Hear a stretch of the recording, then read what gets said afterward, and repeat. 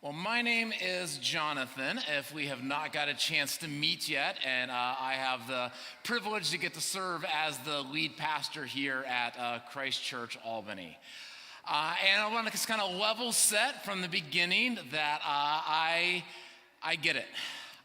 This is a pretty crazy story. And if you're here today and you're also in the camp of kind of like not believing, and if there's a part of this whole thing that seems a little bit like nonsense, I get it. And I bet if we could talk around the room, you would find that you're actually in pretty good company. Because the idea of a guy who gets killed, and apparently gets killed in a pretty terrible way, and all of a sudden, 3 days later, he's walking around and people are seeing him and he's eating fish with people, but he's also kind of like weirdly walking through walls. The whole thing just does sound a little bit unbelievable based off of our common experience that we've had on this earth. And it seems a little bit like nonsense. But I actually think that the thing that's most unbelievable about the whole thing, and the thing that seems the most nonsensical about the whole thing, is not necessarily the resurrection, but it's all the other parts of Jesus. It's all the things that Jesus claimed, and it's all the things that Jesus taught.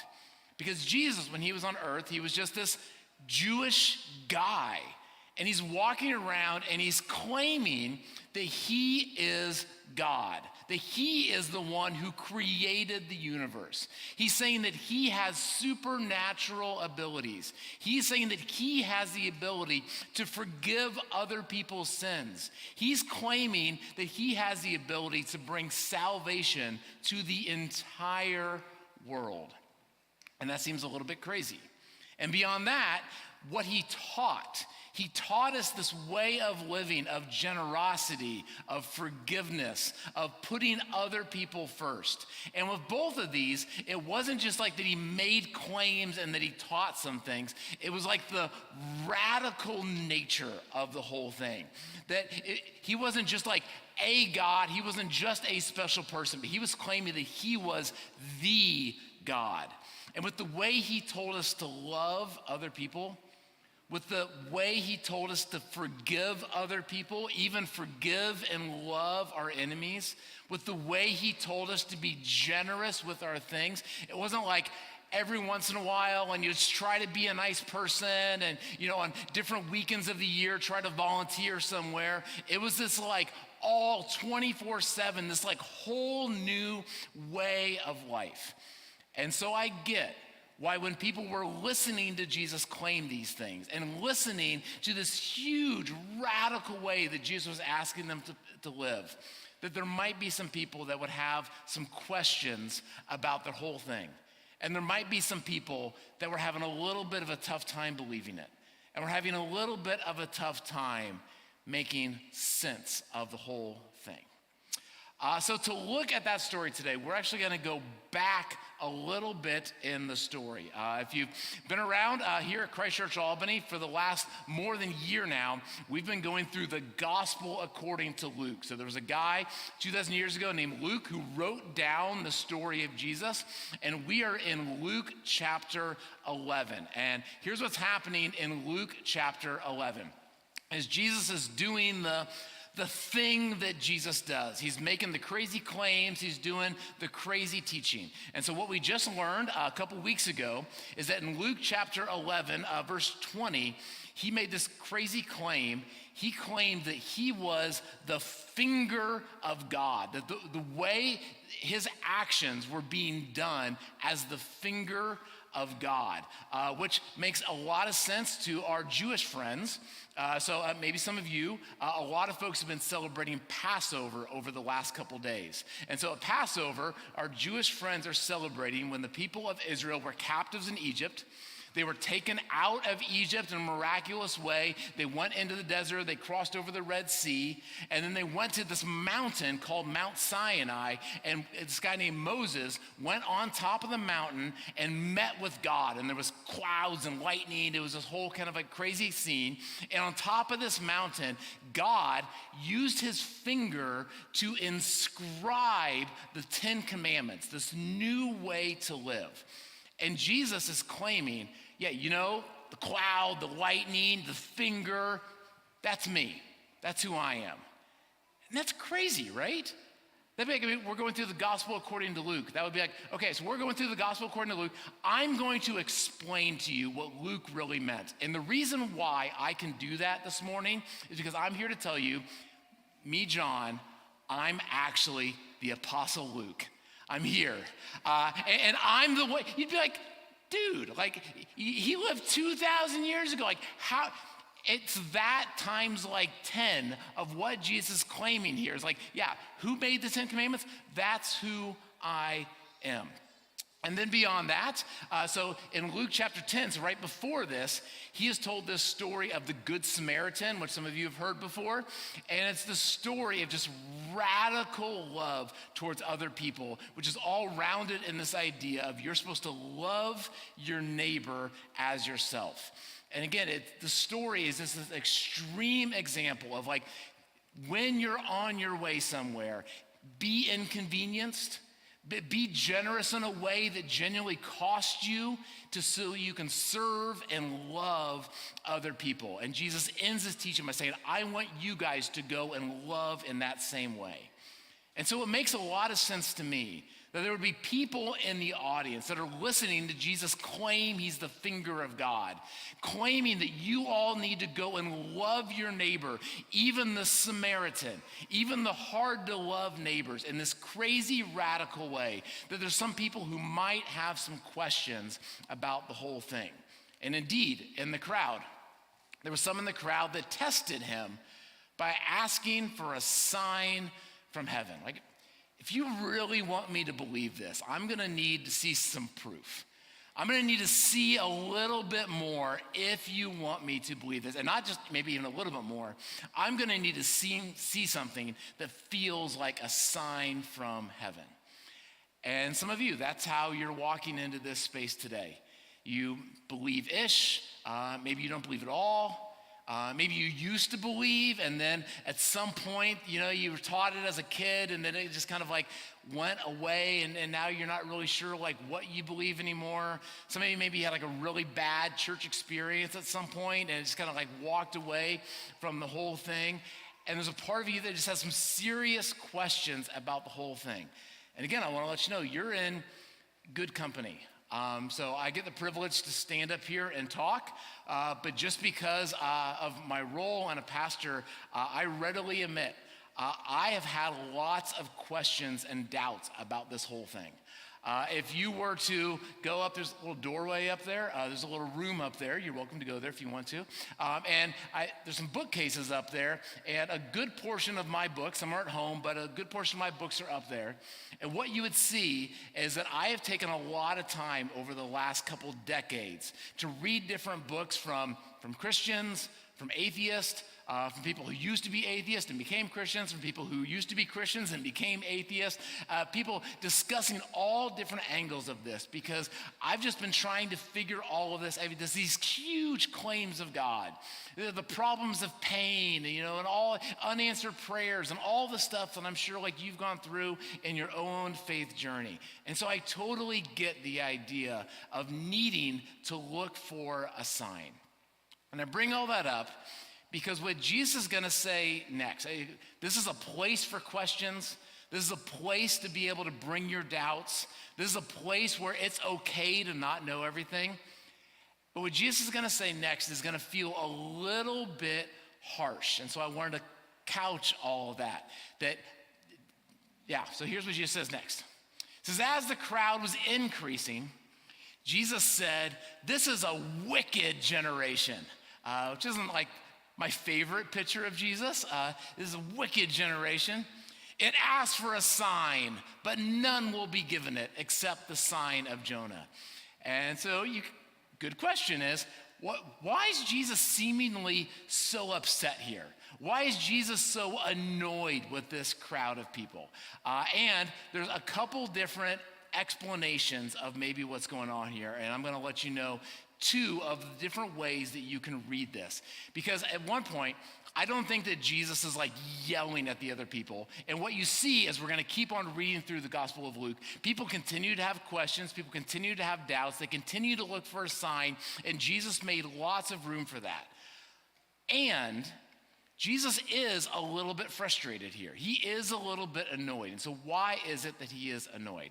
And so we're going to look at this word here, wicked, which is the Greek word ponera. And so this is interesting, some of you may or may not know. And so when Luke was originally writing this 2,000 years ago, the real Luke, not me, the real Luke, when he was writing this 2,000 years ago, he was writing it in Greek because that was his language. So he's trying to remember what Jesus said. He's trying to write this down. And the word that he used was ponera. Years later, hundreds of years later, when people were translating this from Greek into English, because people didn't want to read it in Greek anymore, they wanted to read it in English, the English translators are trying to figure out, okay, so this is the Greek word ponera, but like, what word should we use? And so really smart philosophers, scholars, in this case, they decided to translate the Greek word ponera into the English words wicked. But it's interesting. They don't always, because Luke uses ponera, this Greek word, multiple different times. And in this case, they decided to translate it wicked, and other times they translate it different ways. And actually, just a couple verses later, Jesus is saying, this is what we're going to talk about next week, by the way, this idea of that we have a choice of how we can view the world through a good eye or a bad eye. I'm really excited about it. Come back next week to hear about that. But in this case, Jesus is saying, when your eyes are healthy, your whole body also is full of light. But when they are unhealthy, same word, ponera, your body is also full of darkness. So in this case, the English translators are like, you know what? I think what the best word for this is unhealthy. Did they make the right choice, the wrong choice? They're smarter than us. We'll kind of let them go with it. But there's at least 3 different ways that English translators translate this word in different ways. Sometimes they translate it as wicked. Sometimes they translate it as unhealthy, and sometimes they translate it as ungenerous. And I think the ungenerous is particularly interesting, and so do a lot of other scholars. And the reason why this is such an interesting translation is the context around this. And so again, Jesus is looking out at this audience, and he's a little annoyed, a little frustrated, and he's like, this is a wicked, maybe this is an ungenerous generation. It keeps asking for a sign. Here's why that's interesting. Because again, right before Jesus is saying this, he has just told the story of the Good Samaritan. This crazy story about how we're supposed to love and serve other people in this crazy sacrificial way. And Jesus' kind of capper of the teaching is, I want you to go and do likewise. The way this person loved their neighbor, you love your neighbor that way. And then right after, then he does this teaching, looking at the audience. And then in the next chapter, in chapter 12, Jesus is going to say this. He's going to say, be on your guard against all kinds of greed. Life does not consist in an abundance of possessions. And it's possible that Jesus, looking out on this group who Jesus has been talking to about this crazy way of being generous, this crazy way of, instead of just having more and more stuff, actually giving other things away. And the people are just not quite sure about it, because to be that generous is really, really difficult. It's really, really radical. And so maybe what Jesus is doing is he is looking at this increasing group of people, and he's like, you guys are just so ungenerous. And what would it take? What kind of a sign would you really need to see for you to finally be like, okay, I'm going to do it. I'm going to actually be that generous? Which I think is maybe an interesting question for some of us. As some of you know bits and pieces, some of you know a lot of the teaching of Jesus. This idea that Jesus called us to be generous. Jesus called us to forgive. Maybe for some of us it's very particular. You feel like God has called you to give away a certain amount of your money, or to be less greedy, or to not be so dependent on debt to be able to buy more things. Or with forgiveness, there's a certain person that you've been withholding forgiveness from, and you feel this push that you should forgive that person, or any other number of these hard teachings of Jesus. And I think a good question for you to wrestle with is, how much of a sign would you have to see? How much proof would you have to be like, fine, there's a part of me that doesn't want to, there's a part of me that doesn't know if it's gonna work out, that doesn't seem like the best way to live, but that's the way that God's calling me to live. And so I'm actually gonna take the jump and I'm gonna actually live that way. How much of a sign would you need to see to actually live the way of Jesus? So that's one interpretation. The other interpretation is kind of on the idea of believing. And what would it take for this group of people to really believe in these claims of Jesus, that he's God, that he's the finger of God, and all that kind of stuff? And again, it makes sense that they're like, okay, we need to see more. We need to see a sign. But also, we're in Luke chapter 11, which means we've had 11 chapters so far of the story. And so there's been 11 chapters of Jesus doing and saying things which were pretty amazing. Here's a little bit of a recap if you've missed any of the last year and a half. And so it starts with a virgin birth, which is pretty cool. Then there was angels that announced the birth of Jesus. And then Jesus healed many people, it said. And then he healed a man with leprosy. And then he healed a paralyzed man. And then he healed this man with a shriveled hand, which is kind of cool on the Sabbath. There was a centurion whose daughter was very sick, about to die, and Jesus healed her. And then there was a woman who her son actually did die, and Jesus raised the son back to life. Then Jesus went on a boat with his disciples, and there was a big storm, and Jesus calmed the storm with just a word. And then there was this kind of naked, crazy, possessed guy, and Jesus healed him. Then Jesus raised another girl who had died back to life. He healed a sick woman. He fed 5,000 people with just a few loaves of bread, a few fish. He transfigured on top of a mountain. He healed a demon-possessed boy. He had just sent out all of his disciples, and his disciples were also able to drive out demons. And now, right in front of this crowd, he has driven out a mute boy. And obviously, all of the people in the crowd hadn't seen all of these things, but it's very possible that they had seen many of these things, or at least had heard about many of these things, and they had definitely all just seen him drive out this mute boy. And at the end of all this, they're like, yeah, but like, show me something cool. Like, show me a sign. Like, raising kids from the dead, feeding 5,000, that mute boy's talking now. Like, that's cool, but like, show me something real. Some of you guys know there's like this old joke about there's this guy, he's at his house and there's a flood that's coming. And so people come by the house and they're like, hey, there's a flood coming. So you get in the truck and let's go. And he's like, no, it's okay. I don't need to do anything. God's going to save me. And then the water starts coming up and some people come by like on a canoe and like, you better get in the boat. Like there's a flood coming. Like you're going to drown. He's like, yeah, it's okay. God's going to save me. And then the water goes all the way up and there's another boat that comes by. Like, you better get in the boat. Like you're going to be like in the water. You're going to be drowning. Like, no, I'm fine. God's going to save me. And then a helicopter comes by and, at the very light, he's like, all in water and about to drown. He's like, it's okay. God's going to save me. And then he drowns. He goes to heaven and he's looking at God. He's like, God, I thought you were going to save me. He's like, what did I sent you a car. I sent you a boat. I sent you another boat. I sent you a helicopter. Like, how much do you need me to do? And again, I think that's maybe an interesting question for some of us to wrestle with. Because a lot of you have seen some kind of cool things. You've seen some kind of supernatural things that don't totally make sense.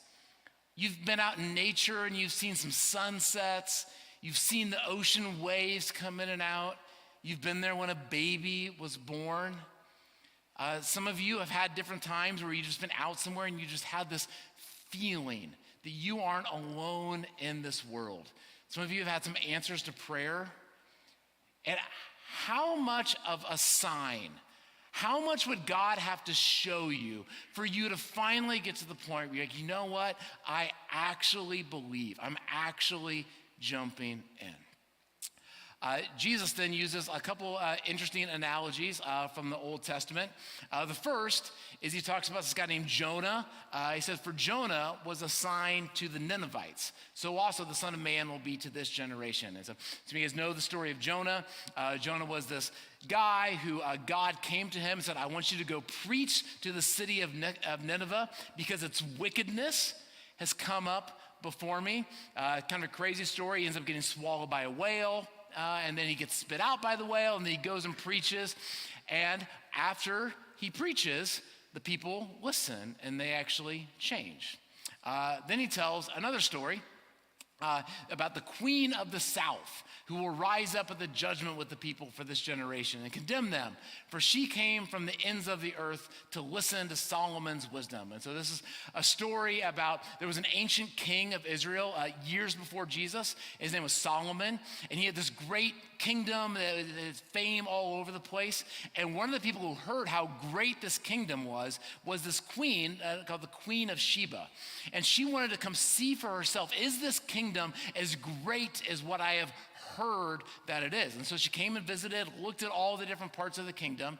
And then afterwards, she said to the king, the report I heard in my own country about your achievements and your wisdom is true. It was as great as the rumors were. But I did not believe these things until I came and saw with my own eyes.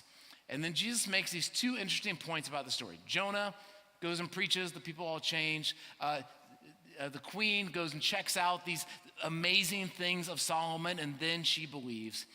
He says, okay, if you thought that like someone going and seeing all the kingdom and the palace and all the food and the army and all the amazing things that Solomon had, and then they believed how great it really was, if you thought that was a cool sign, someone greater, as cool as Solomon's kingdom was, someone way greater than Solomon is here.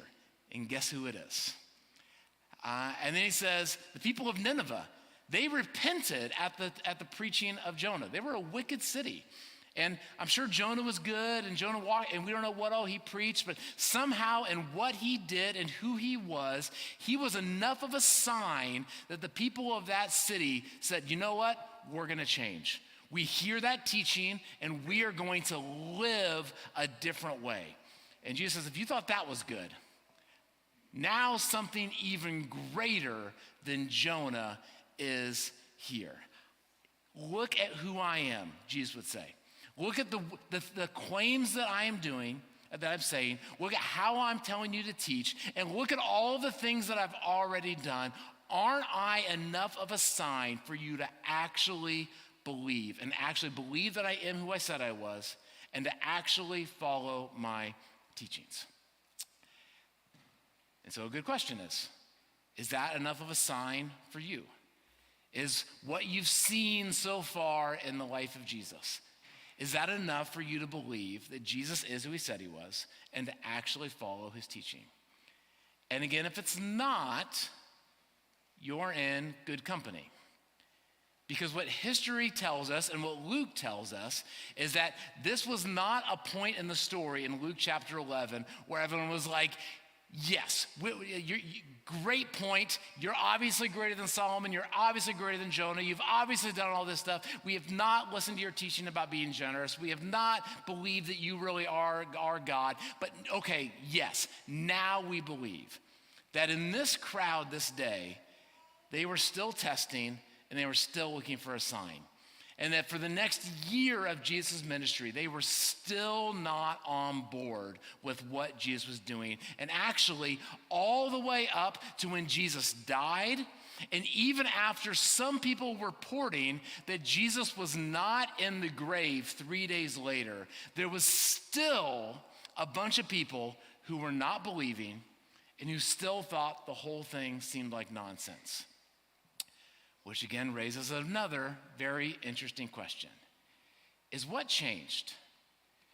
If all the signs that Luke had been talking about that Jesus did, and if all the things that Jesus did were not enough of a sign to get them to stand up and just proclaim, we believe you're God and we're actually going to do everything you tell us to do.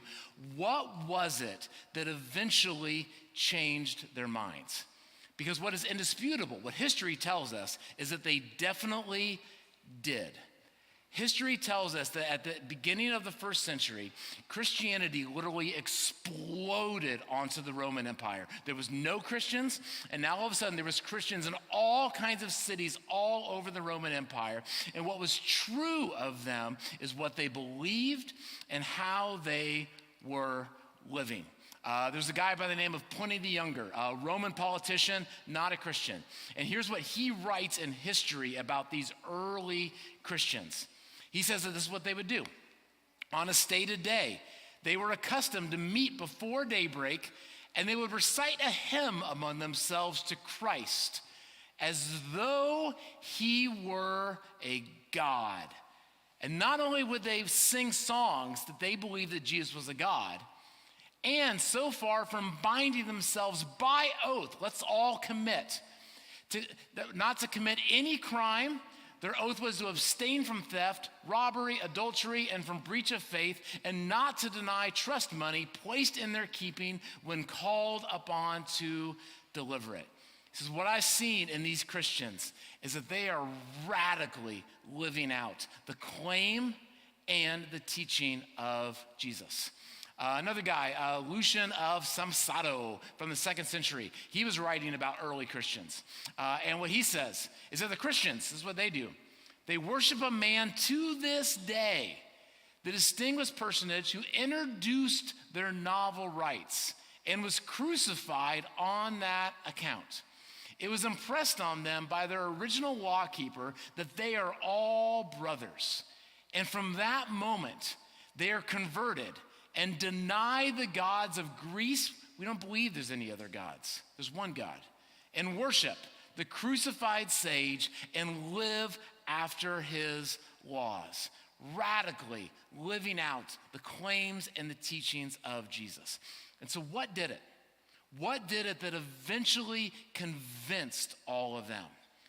Well, lucky for us, a guy named Luke, 2,000 years ago, wrote down the life and story of Jesus and how he begins his gospel as he says that many have undertaken to draw up an account of the things that have been fulfilled among us, just as they were handed down to us from those who were the first eyewitnesses and servants of the word. And with this in mind, since I myself have carefully investigated everything from the beginning, I too decided to write an orderly account for you, most excellent Theophilus, so that you may know the certainty of the things that you have been taught. And then Luke goes on to tell us the story of Jesus, how he was born of a virgin, how angels announced his birth, how he healed all kinds of people, how he fed all kinds of people, how he raised people from the dead, how he taught this incredible way of living. And he did not shy back from saying that there was people all along the way who still did not believe and still thought the whole thing didn't make sense. Until the very end of the story, and something happened that now the people put their total faith in. Because of this, they were now willing to claim that Jesus truly was God and that we truly are going to live out every single thing he says. And so what was that sign that was big enough?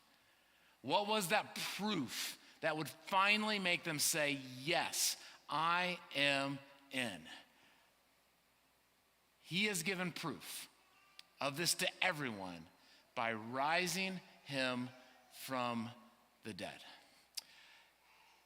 And so this Easter, you are invited to believe. You are invited to make sense of this whole thing through this lens, that all the things that Jesus claimed, all the things that Jesus taught, they only are believable. And they only make sense if Jesus actually did rise from the dead. And if that's the case, then that changes who we are and how we are trying to live. So I want to invite all of you to say a prayer with me. Lenore, you can go ahead and come up. This is a prayer that many of you have prayed before. For some of you, this might be the very first time you've heard this prayer. And it's a prayer about what we believe about Jesus and what we believe we should do because we believe in Jesus. And this prayer is real, and this prayer is possible only if Jesus really is who he said he was, and only if he rose from the dead. So I invite you to stand up with me, and if you would, if you're willing to raise your hands up like this, and let's say these words together and think about the radicalness of them and what it would mean to really live them out. Let's say this together. I choose to hold my hands as a symbol of surrender. My life is not about me. I surrender to your lordship. I surrender my preferences, prejudices, and position to you. My fears, finances, friends, and family to you. Now let's hold our hands out open in front of us. I choose to hold my hands as a symbol of generosity. What I have is not mine. I am only a steward of all that you have given me. I want to mirror the way that you open your hand to us and lavish your love and life upon us. I want to live an open-handed life in a closed-fist culture. And let's put our hands out towards the world, towards the people around us. I choose to hold my hands forward as a symbol of mission. I want to live for something greater than me. I want to embrace your kingdom mission. I want to embrace and welcome your mission to the lost, last, least, and lonely, the poor, powerless, privileged, and persecuted. Amen. Stay standing and let's